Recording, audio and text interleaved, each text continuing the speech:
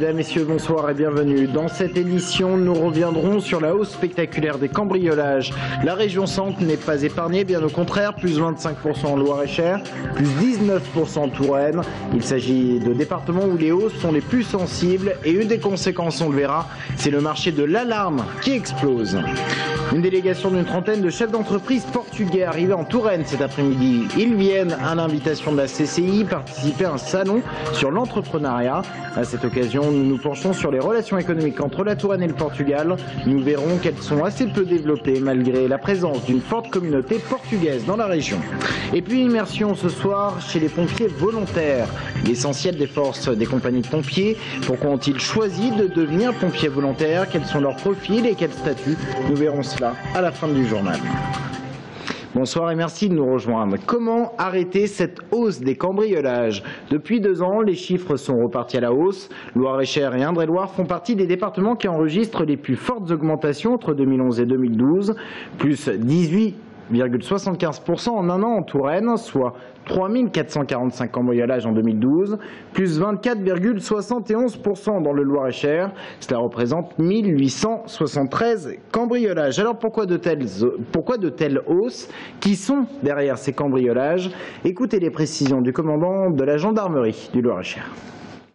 La région Centre, donc le Loir-et-Cher et l'Indre-et-Loire, est une région qui est à proximité de la région parisienne, particulièrement bien desservie par des autoroutes, que ce soit l'autoroute A10, la 85 ou la 71. Donc les gens qui sont en camp de base dans la région parisienne effectuent des raids. Et récemment encore, nous avons interpellé une bande d'Albanais. L'année dernière, il s'agissait de Roumains. Il y a 2 ans, c'était des Géorgiens. Ces gens-là, ils passent carrément des commandes, c'est-à-dire qu'ils fouillent les maisons, ils cherchent exclusivement des bijoux et du numéraire, et régulièrement, ils retournent dans leur pays d'origine, c'est-à-dire à peu près tous les semaines, pour revendre la marchandise, voire la transformer en lingots d'or. Des cambriolages qui ont lieu principalement dans les résidences principales, dans la journée quand les propriétaires sont absents.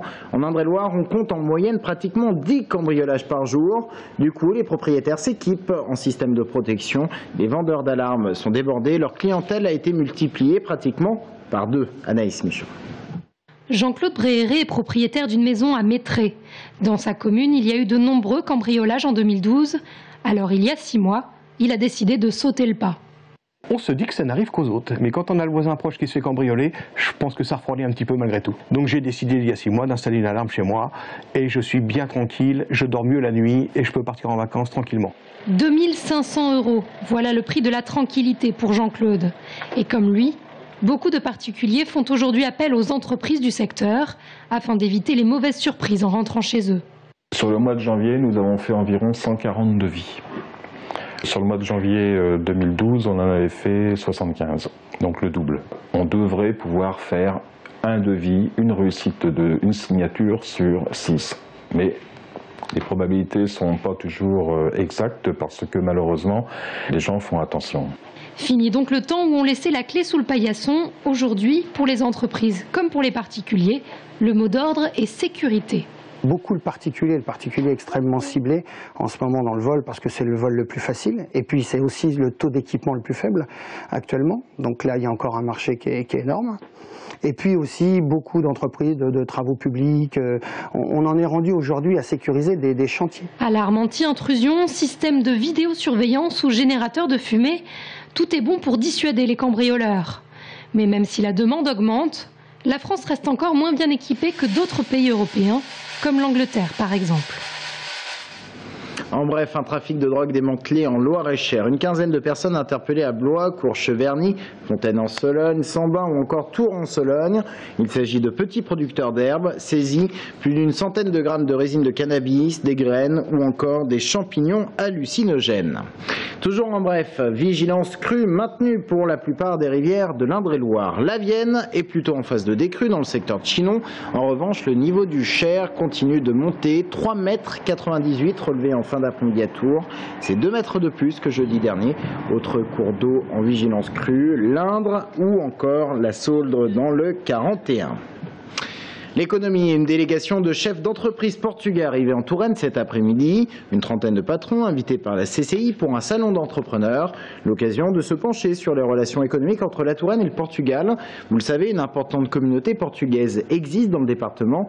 Mais le Portugal est loin d'être le premier partenaire économique de l'Indre-et-Loire. Romain Delville. Culturellement, historiquement, la Touraine entretient des liens privilégiés avec le Portugal. Mais d'un point de vue économique, il reste du chemin à faire. Le Portugal est le 17e pays destinataire des produits exportés par l'Indre-et-Loire, le 13e en termes de produits importés dans le département.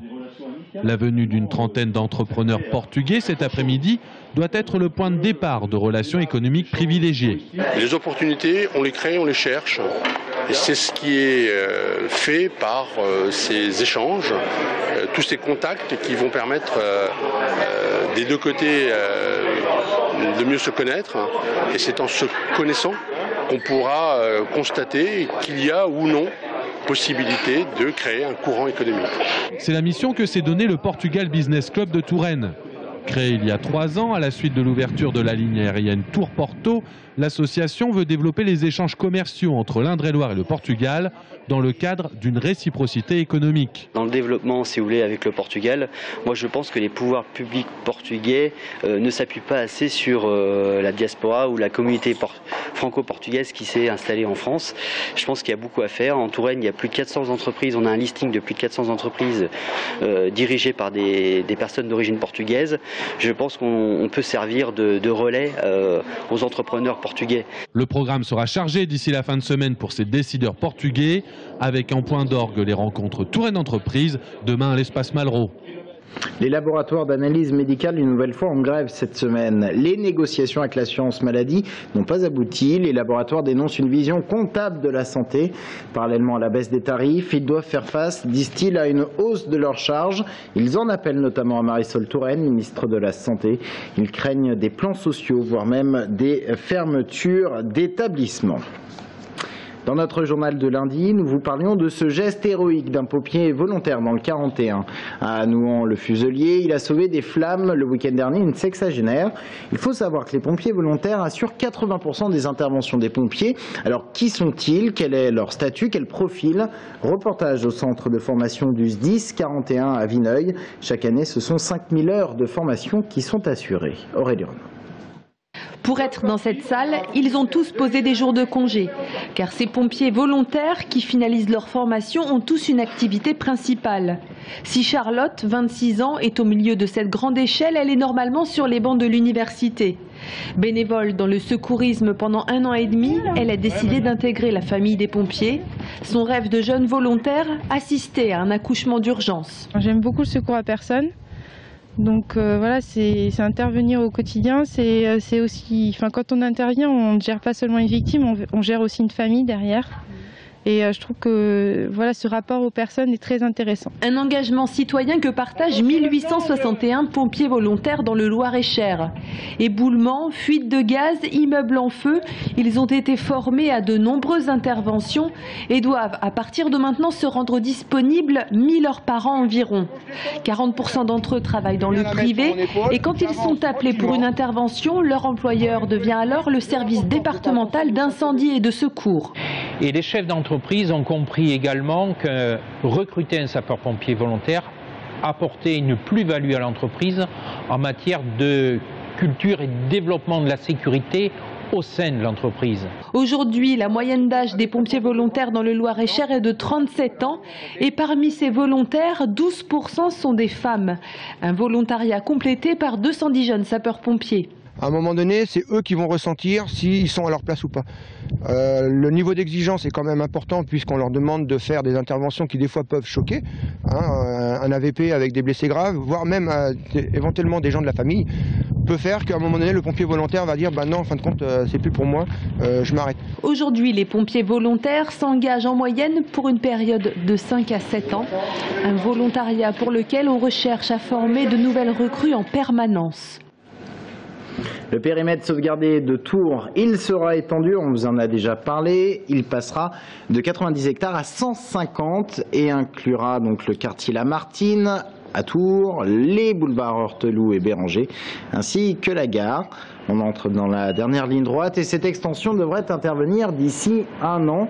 On en parle avec notre invité ce soir. Il s'agit d'Alain Devineau, l'adjoint au maire de Tours en charge de l'urbanisme. C'est dans quelques instants. Restez avec nous.